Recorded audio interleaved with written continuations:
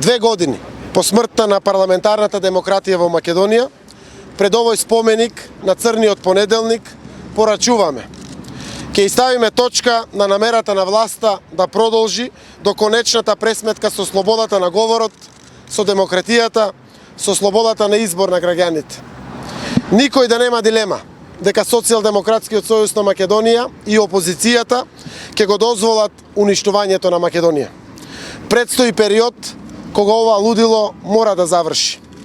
Очигледно за оваа власт не се доволно ниту протести од десетици илјади луѓе по улиците да ја убедат власта барем да разговара за проблемите. Но илјадници луѓе почнуваат да излегуваат по улиците и денес власта е таа што се крие зад затворени врати, за да ги готви своите трагични политики. Граѓаните веќе препознаваат колку е добро или лошо само кога ќе погледнат во новчаникот. Нема веќе лажење.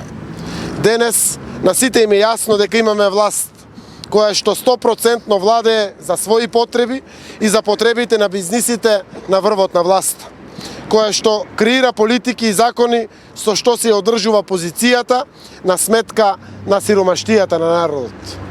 Денес не е само опозицијата таа која што говори за економската и политичката катастрофа во која што се наоѓа земјава, за систематското уништување на Македонија и на народот, за рушењето на се што е градено со години, за подкопаниот соживот, за поигрувањето со основните морални вредности во општеството, за избраканите генерации луѓе надвор од земјава.